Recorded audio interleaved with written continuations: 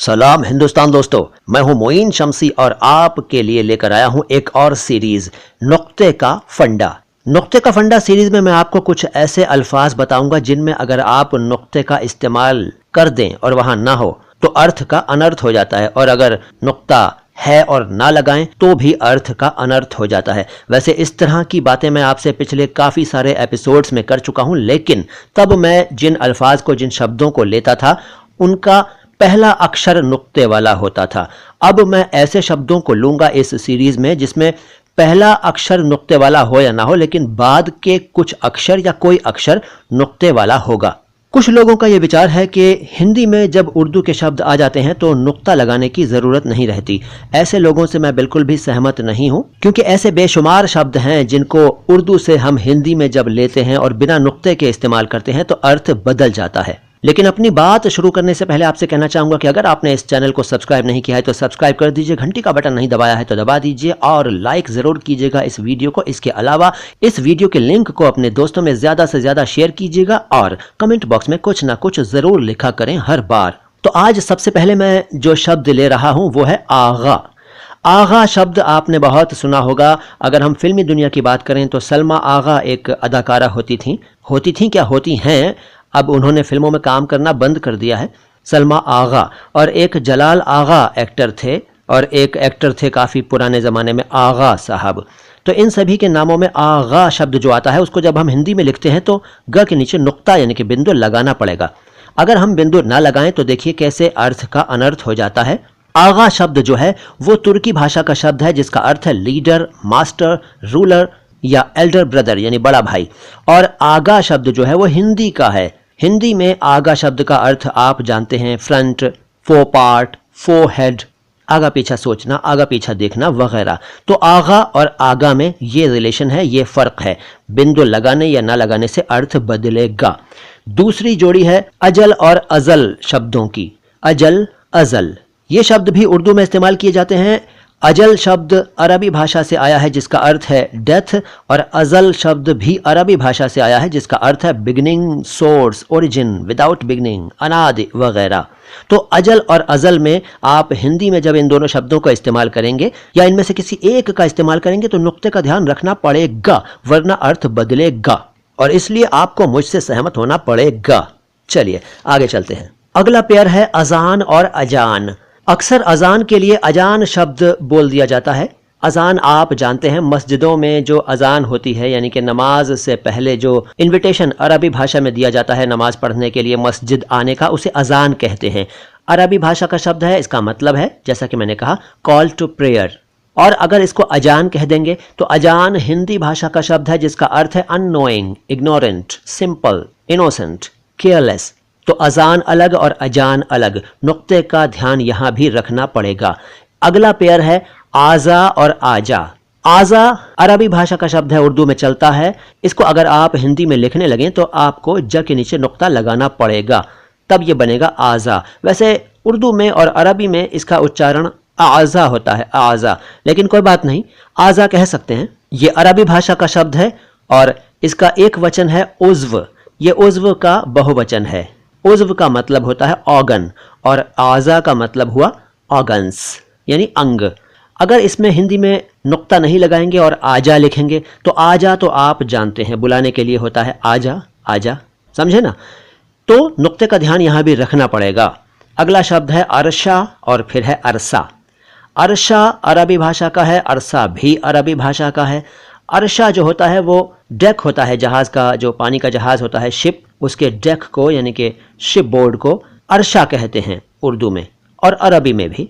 उर्दू तो अरबी और फारसी, तुर्की वगैरह भाषाओं के शब्दों से ही बनी है ना। तो अरशा और अरसा टाइम, ड्यूरेशन, पीरियड, इंटरवल। तो अरशा अलग, अरसा अलग। यहाँ कुछ लोगों के दिमाग में ये सवाल आएगा कि इसमें नुक्ता कहाँ है, ना तो श के नीचे नुक्ता है ना सा के नीचे नुक्ता है।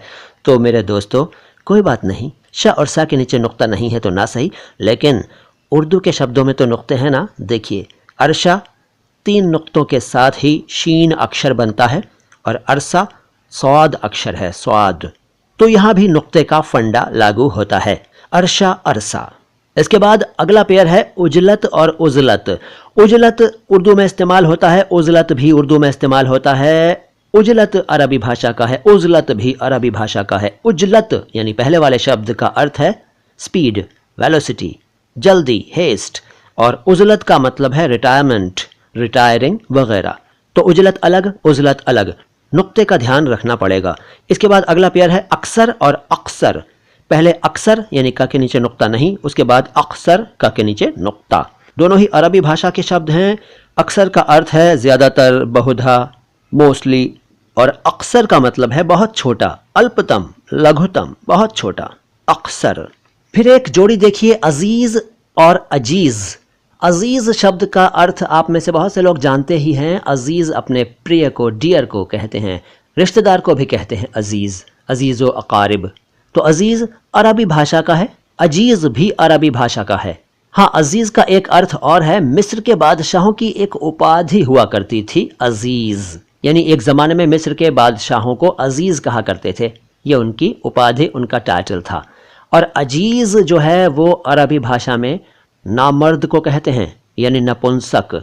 अब आप सोचिए, अगर आपको हिंदी में कुछ लिखना है और उर्दू के इस शब्द का अजीज़ का इस्तेमाल कर रहे हैं और किसी दोस्त को लेटर लिखते हैं कि मेरे अजीज़ तुम ऐसा ऐसा करो, ऐसा ऐसा ना करो, जो भी है, और उसमें अजीज़ लिखते वक्त आप पहले वाले ज के नीचे नुक्ता नहीं लगाते, तो वो बन जाएगा अजीज़। और आप ख़ुद ही सोच लीजिए कि आप उसको माय डियर के बजाय क्या कह रहे हैं, मेरे ... तो ये है नुक्ते का फंडा। एक और पेयर है, देखिए अरीश और अरीस। यहाँ भी हिंदी में नुक्ते मत देखिएगा क्योंकि उर्दू में नुक्ते हैं। अरीश का अर्थ है झोपड़ा, छप्पर, और अरीस का अर्थ है दूल्हा। अरीश, अरीस दोनों ही अरबी भाषा के शब्द हैं। उसके बाद एक पेयर है अर्ज और अर्ज। अर्ज, अर्ज। पहले अर्ज, अर्ज 3 तरह से लिखा जाता है। पहला वाला अर्ज अरबी भाषा का है जिसका सही उच्चारण अर्ज होता है, अर्ज, लेकिन उसको भी आमतौर पर अर्ज कहा जाता है। उर्दू में लिखते वक्त उर्दू के ऐन अक्षर से शुरू किया जाता है इसको। अर्ज अर्थ है निवेदन, प्रार्थना और चौड़ाई, घरेलू सामान वगैरह। दूसरा अर्ज है अलिफ से शुरू होता है और यह भी अरबी भाषा का शब्द है, इसका अर्थ है पृथ्वी, जमीन। तीसरा अर्ज है अलिफ से ही शुरू होता है लेकिन तीसरा अक्षर इस शब्द का ज़्वाद या द्वाद न होकर जे है। इस तीसरे अर्ज का अर्थ है मूल्य, कीमत, प्राइस, वैल्यू। ये अर्ज फारसी भाषा का है। तो ये तो हुए अर्ज, और अब अर्ज। अर्ज फारसी भाषा का है और फारसी भाषा के अनुसार इसका अर्थ होता है पद, सुगंध, अनुमान, निंदा वगैरह। इसके बाद असर और अशर। असर शब्द जो है उसमें हिंदी में तो कोई नुक्ता नहीं है, ना ही अशर में कोई नुक्ता है हिंदी में, लेकिन उर्दू में नुक्तों का खेल है। देखिए असर, असर अरबी भाषा का शब्द है और इसका अर्थ है प्रभाव, इफेक्ट, इम्पैक्ट वगैरह। फिर अशर, अशर 2 शब्द होते हैं, एक अलिफ शीन रे होता है और दूसरा ऐन शीन और रे होता है। अलिफ वाला अशर जो होता है उसका अर्थ है बहुत ही शैतान, बहुत ही धूर्त, मक्कार, अरबी भाषा का शब्द है। दूसरा वाला अशर भी अरबी भाषा का शब्द है, इसका अर्थ होता है 10, 10। तो असर और अशर का ये चक्कर हुआ। और अब आका और आका। आका तुर्की भाषा का है, आका भी तुर्की भाषा का है। जो लोग उच्चारण पर ध्यान नहीं देते हैं अपने, वो आका को आका कह देते हैं और लिख भी देते हैं। यहाँ देखिए अर्थ किस तरह से बदलेगा। आका मालिक, अध्यक्ष और सरदार को कहते हैं, आका बड़े भाई को कहते हैं। तो यहाँ भी आपको आका और आका में नुक्ते का ध्यान रखना पड़ेगा।